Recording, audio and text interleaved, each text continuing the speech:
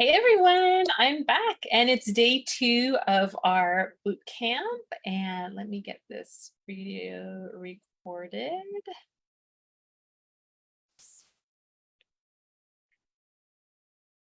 Okay, so anyway, let's go ahead and get going. So today is day 2 of our 5-day sugar detox boot camp.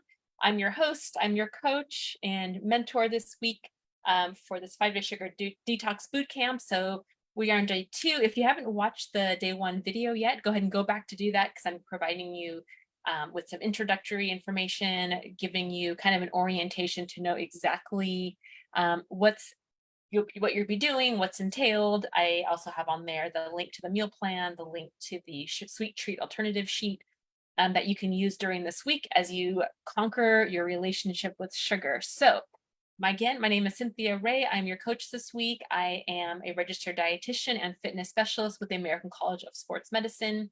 I'm passionate about teaching. I'm passionate about learning, and I'm excited to share with you all of the information and research that is out there and the latest and greatest about sugar detoxing, health and wellness overall, longevity, anti-aging, fat loss for women over 40.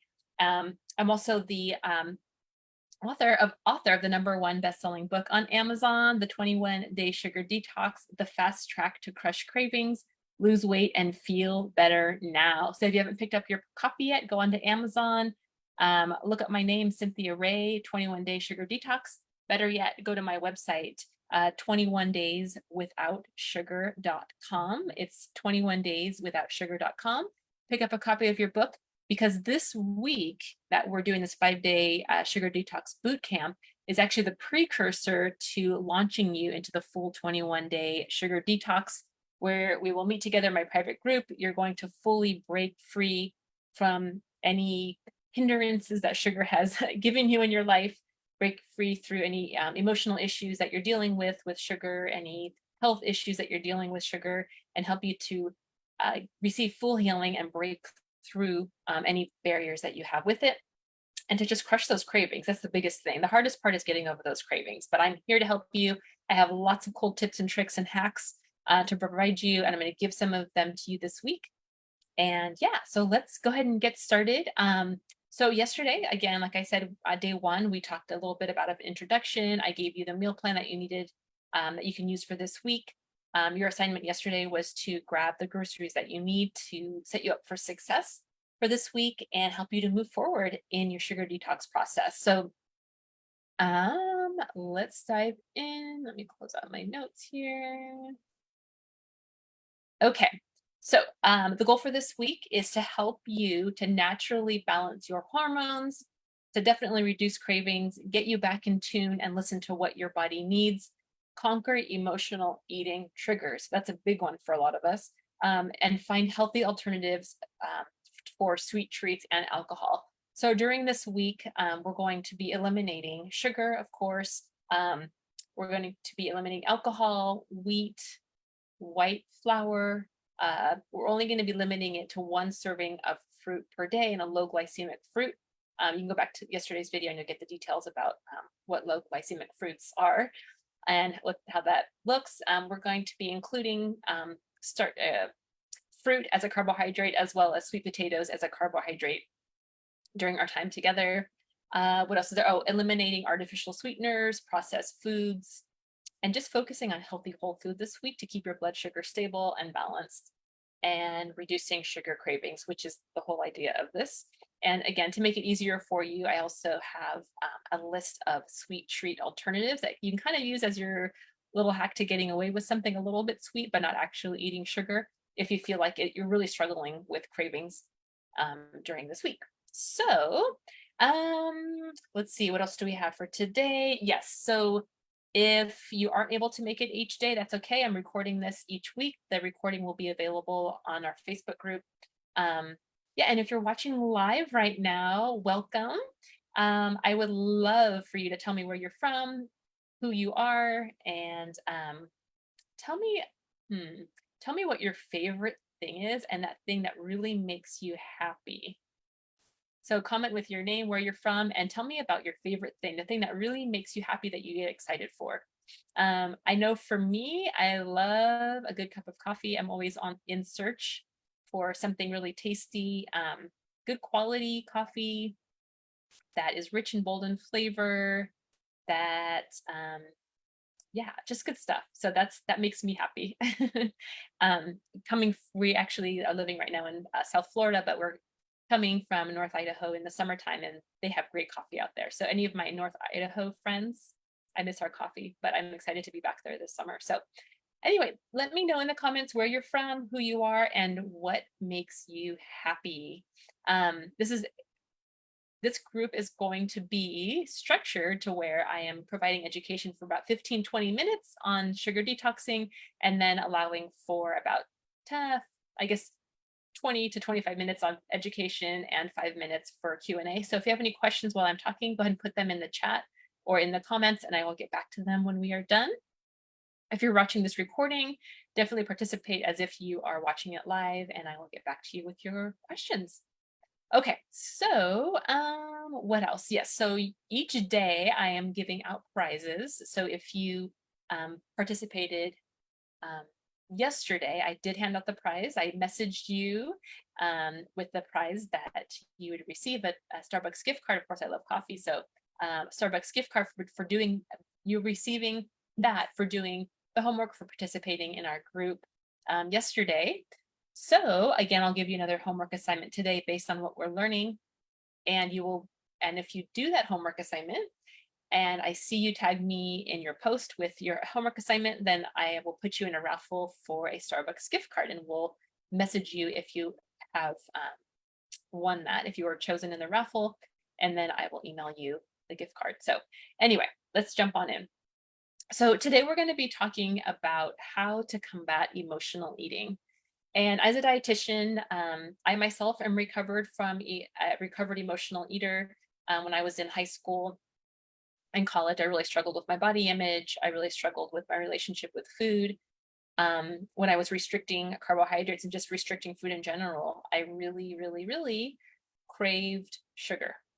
And the more fat I restricted, the more sugar I craved. And the more I exercised and the less I ate, the more sugar I craved. And it was this vicious cycle that I couldn't get over, and just really struggled in that area until I found freedom in a recovery program that I ended up participating in, and have taken all of that knowledge, life experience, and knowledge that I've gained in school and just in life, and working in a private practice for over 20 years now, working with group coaching. And I'm excited to share with you how to get freedom from sugar once and for all. So let's go ahead and talk about combating emotional eating. And a lot of times we don't realize that we are even emotional eaters. You know, emotional eating could be you're eating because you're rewarding yourself for doing something positive. You can be eating emotionally because something really exciting just happened in your life, and now you want to grab something to eat with a friend. Or you're emotional eating because you're not feeling great. Maybe you're feeling depressed, you're feeling lonely, you're feeling bored, you're feeling overwhelmed, you're feeling stressed. And something about food just reminds you about feeling better. Maybe it's something that's a comfort food. Maybe it's the way your mom kind of trained you on how to deal with emotions, and she gave you food as a comfort to help you recover, maybe showed you love with food, or you just feel better eating, which is definitely true, because sugar does affect your brain chemistry, and it does make you feel better temporarily, of course. But then later on, when that effect goes away, just like any drug, then you're left feeling those negative emotions that you felt in the first place, plus nauseous, plus feeling guilty and ashamed for eating what you did and the way you did. So I'm going to show you how to get out of that process or that cycle. So most of us usually eat or don't usually eat sweets when we're hungry. We usually eat them when we're feeling emotional, when we're feeling like we want a change of taste on our palate. Let's say we just ate a savory meal and you just kind of want something a little sweet to offset that savory meal. It could just be out of habit, just you eat something sweet after you eat a meal. But we usually don't go for something sweet when we're hungry. Usually we're craving things like a savory meal with some meat and veggies and carbohydrate. But when we are emotionally eating, you're going to recognize it because it comes on fast and you crave something very specific. When you're hungry, it doesn't come on that fast, it's gradual, and you can go for a variety of things. Okay, so that's how you'll know the difference between emotional eating and just hunger eating. Okay, so the way it works is you may feel that when you're emotionally eating, you're starting out with feeling uncomfortable emotions. Then those uncomfortable emotions, if this is your habit, will trigger you into wanting something soothing or soothing those emotions with food. And usually those kinds of foods are something carby, right? Rarely are we going for something proteiny if we're wanting to soothe emotions, right? Whether it's salty, whether it's sweet, it could be, it's just something carby, right? So something kind of comforting. And that's because it does change our brain chemistry, elevates serotonin, elevates oxytocin. And those are the hormones that are going to make you feel like oxytocin makes you loved and comforted and cozy. And serotonin is going to make you relieve any sort of depression that you're experiencing in the moment. So it does work. It does soothe temporarily, but then later on, there's a negative effect, right? Either excessive weight gain, tooth decay, or dehydration, or just nausea, just a negative consequence from eating when we're not hungry, especially over consuming carbohydrates. And then after you eat the soothing food, then you might feel like you need to punish yourself because you're ashamed or just feel horrible through further dietary restriction, reducing calories. You're saying, I'm not going to eat anything again, and you just swear by it. And then that calorie restriction or food restriction is followed by binge eating. That binge eating will lead back down to reduced blood sugar levels, because usually we binge eat, we binge on carby foods, right? Which elevate your blood sugar, bring it crashing it back down because of insulin. And then you're feeling yucky, you're feeling low energy, you're feeling low blood sugar, so you're going to go back to carby foods. And if emotions, negative emotions are attached to that, or even positive emotions, you're going to get yourself back into that cycle by eating again to soothe those emotions, whether positive or negative emotions, right? Okay, so the way to get out of this, I'm going to share with you my screen.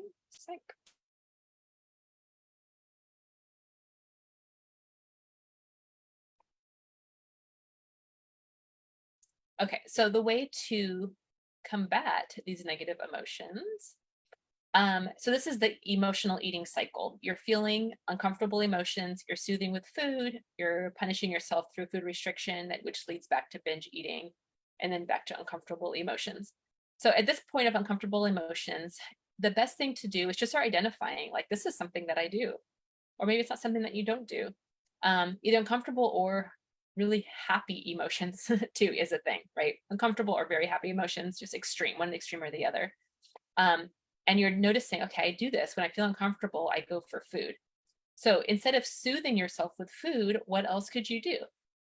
So some of the things that you can do to get yourself out of this cycle is by changing how you are soothing your uncomfortable, or how you're coping with uncomfortable emotions or heightened emotions. Maybe instead of soothing it with food, you can go to things that are distracting. One of the best ways to get out of your head in that particular space is to go organize something, organize your purse, organize your wallet, organize a drawer, organize a cabinet, organize a closet, organize the way things are arranged on your kitchen counter. Just go to organize something, and that will change where your brain is at functionally. You can also release your emotions in a healthy way by talking to a friend who can help you cope with the emotions that you're experiencing. You can go to God, give him your stress, give him your fears, ask him to ask the Holy Spirit to guide you into what you're needing more of in your life to help you. Allow these negative emotions to surface so that you can start working on them and identify them. You could even, I know some people will say, if I'm really craving sugar, I take a hot shower. Something about hot showers, really hot shower, just don't be careful, don't burn yourself. It actually starts to reduce sugar cravings. So just think of things that you can do that will actually help you in that moment. Maybe just even get out and go for a walk, get out of the environment with food, clear your mind, give yourself at least 20 to 30 minutes for the sugar cravings or the emotional eating trigger to start to disappear. You need about that amount of time before it starts to disappear. Getting away, maybe even doing some exercise, going for a walk, going for a run, getting in a really good workout, listening to some great music and dancing, but just getting away from the food environment, distracting yourself in a healthy way and just getting away for a bit. Then if you feel when you're done with your 30 minutes or so, if you feel like you're still craving those things, then enjoy a sweet treat a sweet treat from that sweet treat alternative list to help you kind of get away from that. If you still feel like you need more, then sit and eat it mindfully. Grab the snack that you really crave, sit with it. Don't eat it quickly. Sit with it, eat it slowly, taste it, experience it, remove all distractions from your area. If you're, let's say eating like an ice cream, right? Take all distractions away, just sit, eat, and enjoy it, taste it and savor it. And more likely than not, you're going to stop eating it sooner than later because you weren't really hungry for it in the first place. So those are just a few tips that I have for you for resolving emotional eating. Some of the most common triggers for emotional eating are, I like to use the acronym HALT, HALT, and HALT stands for hungry, angry, lonely, and tired. So those are the 4 most common triggers for emotional eating. So if you're feeling you can say too hungry, too angry, too lonely, and too tired. And the too hungry could even be emotionally hungry. Maybe you just feel like, oh, I haven't eaten in a while. I need to eat right now. And it's just kind of stirring in your mind. And then you're thinking, if I don't eat right now, I'm not going to feel well, which isn't always the case, really. That's a whole nother level, but I'm actually doing some teaching on intermittent fasting right now and the benefits of fasting and how your body can actually go longer with food than you think. You just need some extra supplementation and minerals to offset some of those cravings. You could even be just really thirsty if you feel like you're hungry, but you're feel like you're going to eat emotionally. Maybe grab something to drink. Maybe you're just feeling really thirsty, and isn't that your blood sugar is low? It's that your minerals in your body are low, and you're just feeling not great. I always tell my intermittent fasting group, if you feel like your blood sugar is low, maybe try grabbing a little bit of salt, putting it on your tongue, and drinking some water to get your electrolytes back up. Because being dehydrated produces very similar symptoms to having low blood sugar. So anyway, yeah, so that's just a little bit of an aside. All right, let's go ahead and dive back into where we were at. Let me get back to my notes. Okay. So feeling too hungry, feeling too angry, feeling too lonely, feeling too tired. See if you can find out what emotion it is that you're feeling. And then once you identify that, come up with some ways that you can offset those emotions. If you're feeling too hungry, what's going on? Did you wait too long to eat? Grab some water, grab a little salt on your tongue, grab some minerals, drink that first, see how you're doing.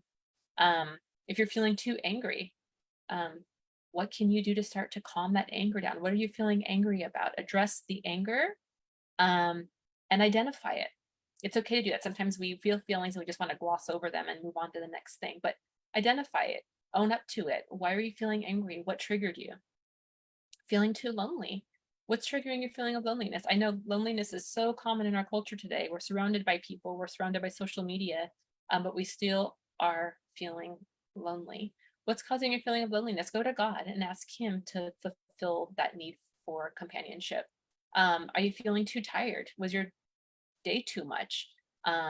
Maybe you just need some rest. Maybe you just need a glass of water, maybe some hot tea, some coffee, to just kind of allow yourself to decompress, maybe doing some mindfulness meditation.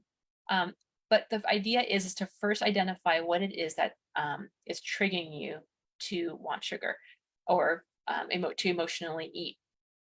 And sometimes it could just be out of habit. Maybe you just come home from a long day and you're just so used to grabbing something to eat, sitting down and turning on the TV or turning on your phone, looking for something to distract you. But maybe you do it without eating. You can turn on the TV and maybe grab some water or a cup of tea or coffee to just kind of soothe you. I know I've been there before. I'm saying this, but I'm also living this. I definitely have hard days. I can feel overwhelmed. I'm a homeschooling mom of 3. I'm busy with work. I'm a wife. I'm a mom. I love what I do, but life can get overwhelming sometimes. And all of these things I'm telling you are things that I've done in my life to help with these issues, also help my clients as well. So I know it'll help you if you put them to practice. All right. So for day 2, your assignment is to share that you have committed to taking sugar and alcohol out of your diet for the next 5 days and why it is so important to you. You can share that in the comments. You can share it on your own social media page.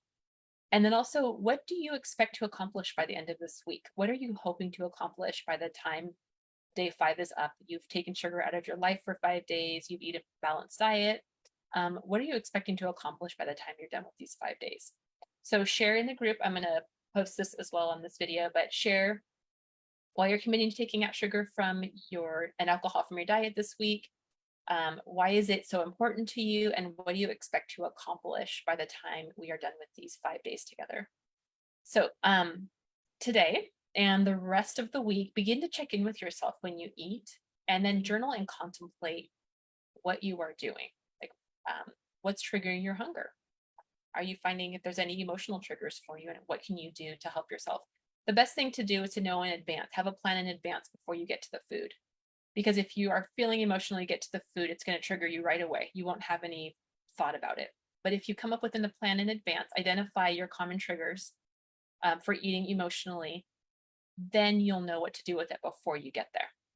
Okay, so that's super important. Okay. So yeah, look at what you're eating. Are you hungry? Are you tired? Are you angry? What do you need more of in your life that you're missing? And then maybe if you like, you can share with us. I'd really love it if you can share with us what you've learned through that process. Okay, so today's affirmation is, to round this up, today's affirmation is, food is not my master and I can refuse it. I can choose to refuse it because I'm a conqueror. And I am committed to taking the best care of the body that God has created for me because I am worth taking care of. Okay. Food is not my master and I can refuse it. I choose to refuse it because I am a conqueror. And I choose to take the best care of the body that God has created for me, and I'm worth taking care of.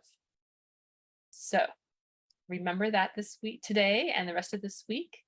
And if you haven't commented yet, I see some of you guys are on live here. Tell me, where are you from? What makes you happy? What's your name? Welcome. I'm so excited to have you in our group this week. And then commit to the homework. What is it that you expect to happen to you by the end of this week? What is that you're looking forward to for yourself this week?